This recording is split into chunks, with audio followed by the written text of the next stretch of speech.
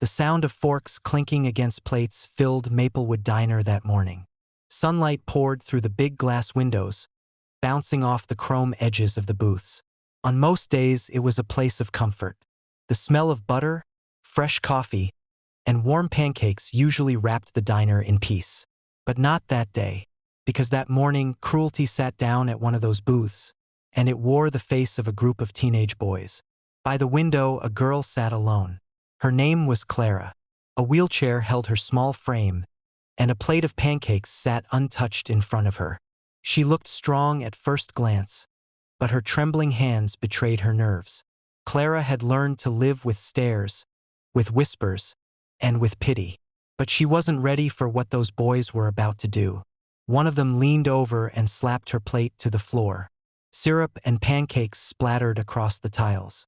Another shoved her chair back roughly, making her grip the sides in fear. The whole diner froze. The sound of crashing plates was loud, but not louder than the cruel laughter that followed. It rang through the room, sharp as knives. Clara's eyes filled with tears. She tried to stay calm, to be brave, but humiliation burned inside her chest like fire. If you believe that kindness should rise above cruelty, that no one deserves to be treated this way, then pause right now. Like this video, share it, subscribe to Tales Binanya.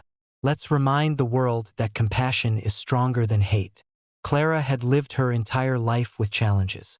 Born with a spinal condition, her legs had never carried her where she wanted to go. But her parents raised her to believe that her spirit could still soar higher than anyone's. She clung to that hope. Yet the world often tested it. Everywhere she went, she saw the same things. Stares that lingered too long, whispers spoken too softly, or fake smiles filled with pity. But what happened that morning was not pity. It was cruelty sharpened into a weapon. The boys cheered at their own cruelty. People in the diner shook their heads, but no one moved. The waitress froze with a tray of coffee in her hands, her eyes wide with fear. Clara bent down slowly, her hands trembling as she tried to gather the mess of her breakfast, desperate to make herself small, desperate not to cry. Then another hand reached down, not mocking, not cruel, but gentle. It belonged to an older man, gray showing at his temples. He lifted the plate, set it back on the table, and whispered, "Don't mind them." His words were soft, but his eyes darted nervously toward the boys. His small act of kindness was a flicker of light. But still, Clara felt broken. She stayed quiet, swallowing her pain, wishing she could vanish. The boys grew louder, bragging about how brave they were. Their laughter stabbed through Clara's heart. She closed her eyes and prayed for the nightmare to end.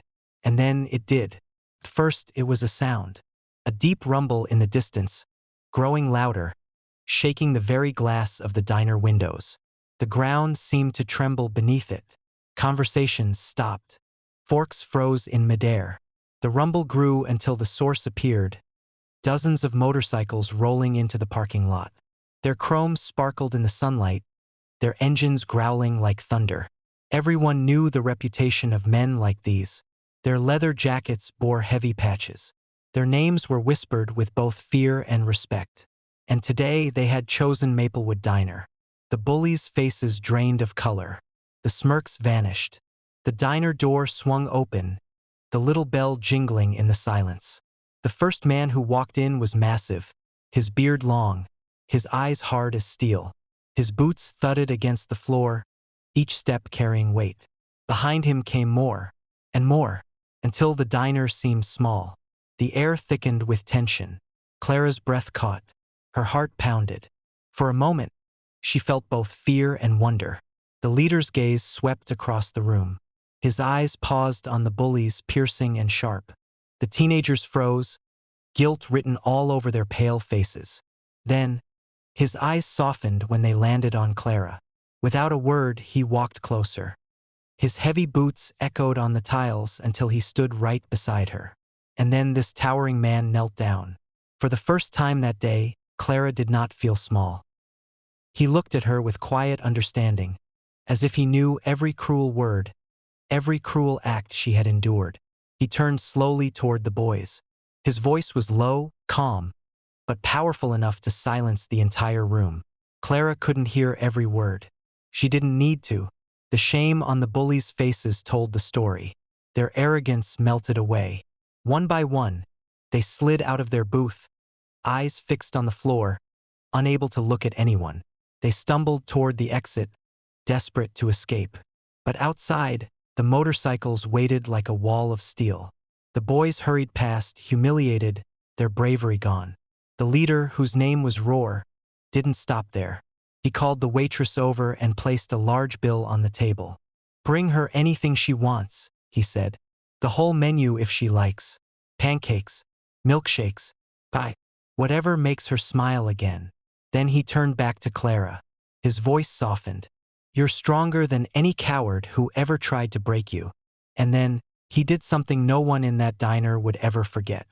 Roar removed his leather vest, heavy with patches, and draped it gently over Clara's shoulders. "You're family now," he said. Tears spilled down Clara's cheeks. Not tears of shame, not tears of pain, but tears of gratitude. In a single hour, her life had shifted. That morning had begun with cruelty, but it ended with a moment that changed her forever. She realized that kindness can come from the most unexpected places, and that sometimes the people who look the fiercest carry the softest hearts. The diner erupted in applause. Some wiped tears from their eyes. The waitress bent down and hugged Clara, promising that she would never again sit in that booth feeling invisible. For the first time in a long time, Clara felt a surge of hope. Yes, cruelty existed, but so did courage. And sometimes, strangers stepped in to rewrite your story.